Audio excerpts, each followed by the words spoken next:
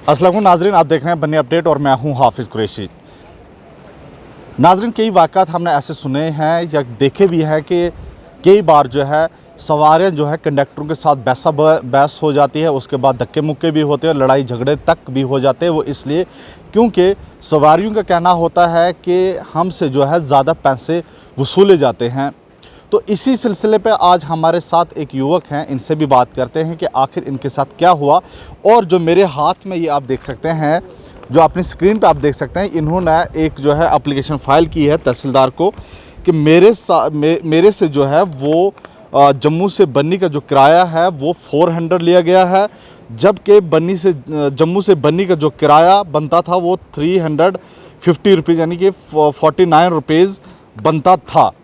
और आए इसी युवक से बात करते हैं कि आखिर क्या हुआ, क्यों इनको आखिर तहसीलदार को जो है शिकायत लिखित में देनी पड़ी। और आज का खबर करने का मकसद भी एक है कि दूर दराज इलाकों में अक्सर यहाँ के लोगों को पता नहीं होता है कि एक्चुअल किराया क्या है और क्या हम दे रहे हैं और कितना किराया हमसे वसूला जा रहा है।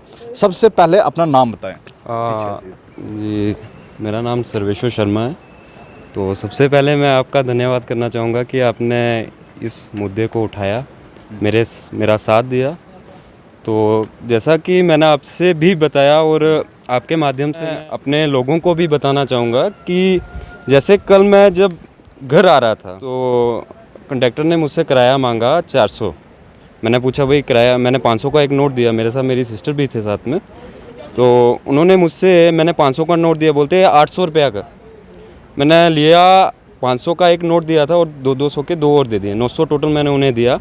उन्होंने उसमें से मुझे 800 मतलब काटा उन्होंने मेरा 400 रुपये के हिसाब से। तो अभी तक तो मुझे लगा कि रेगुलर यही किराया रहा होगा, क्योंकि काफ़ी समय से बसेस का किराया जो था बढ़ रहा था, कम हो रहा था।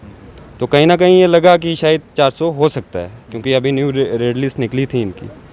तो जब मैं चल रहा हूँ तो रास्ते में पैसेंजर थे साथ में, तो उन्होंने कुछ आपस में बात लगाई हुई थी। उनमें से कुछ इनडायरेक्ट आए और कुछ डायरेक्ट थे। उन्होंने यही बात, किराए की ही बात चलाई हुई थी कि भाई इतना जो भी है हमारा टोटल पड़ रहा है 350 रुपया। तो इतने में मैंने कंडक्टर से मांग ली, भैया आपके पास जो रेट लिस्ट है वो दिखाइए। उन्होंने मुझे दिखाई और जब मैंने उस पर रेट देखा तो वहाँ पे 350 था। तो मैंने कहा उनसे कि भैया यहाँ पे तो 350 है और आपने मुझसे इतना चार्ज किया। बोलते इतना नहीं, 350 नहीं 365 है, वो भी एक्चुअल रेट लिस्ट से ज़्यादा जी। तो वहाँ तक ही बात नहीं रुकी, उसके बाद भी उन्होंने जो मुझसे पैसा लिया हुआ था वो भी रिफ़ंड नहीं किया, जो कि मुझे चार्ज पड़ा 400 से ज़्यादा ही पड़ा, पर चलिए 400 अप्रॉक्स इसके आसपास इतना ही उन्होंने मुझसे काटा और मेरा जो रिफ़ंड था उन्होंने मुझे बैक नहीं किया। तो इस वजह पे जब मैं आया तो शाम को तो मैंने इस चीज़ को उठाया नहीं कि चलो छोड़ो, होता रहता है या कुछ भी। लेकिन जब रात को घर गया और सोचा तो हक का कहीं ना कहीं ऐसा लगा कि मेरा हक जो था मुझसे छीना जा रहा है। डेमोक्रेसी का ये मतलब नहीं है कि भाई जाओ और वोट डालो। डेमोक्रेसी कह सकते हैं कि वो है जहाँ पे अन्याय के खिलाफ, जी, अन्याय के खिलाफ जहाँ पे आवाज़ उठाई जाए। कहीं ना कहीं उस डेमोक्रेसी को मैं ही ख़राब कर रहा था, कहीं ना कहीं उस डेमोक्रेसी को मैं ही भंग कर रहा था कि भाई अपने राइट के खिलाफ मैंने आवाज़ नहीं उठाई। अन्याय को सहना सबसे बड़ा अन्याय है।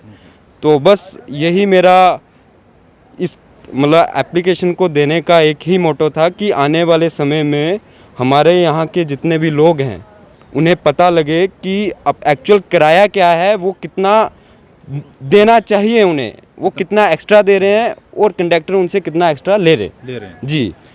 सर्वेश्वर जी, ये बताएं हमें कि अगर हम दूर दराज इलाके की बात करें, ख़ासकर पहाड़ी क्षेत्र की बात करें, हमारा बन्नी इलाका पहाड़ी क्षेत्र ही है, लेकिन यहाँ पर हम देखते हैं कि बहुत सारे लोगों को ये पता नहीं होता कि एक्चुअल किराया क्या है।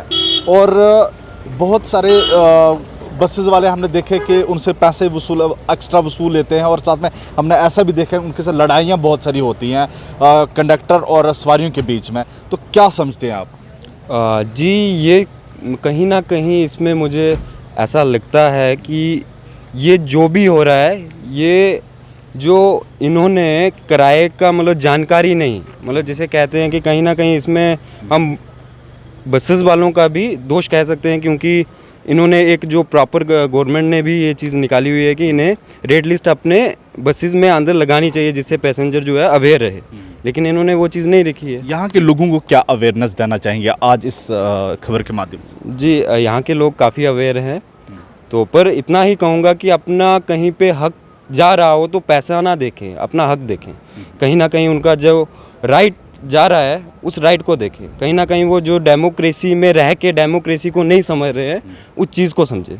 बहुत बहुत शुक्रिया हमारे से बात करने के लिए। और सर्वेश्वर का कहना है कि अपने राइट के लिए आप जद्दोजहद करें, अपने हक के लिए अपनी आवाज़ जो है बुलंद करें। कहीं ना कहीं यहाँ के लोगों से एक जो है धोखा किया जा रहा है और लगातार हमने कई वाक़यात ऐसे सुने कि वहाँ यहाँ पर अक्सर कंडक्टर जो है सवारियों के साथ भिड़ जाते हैं, लड़ाई झगड़ा तक हो जाते हैं।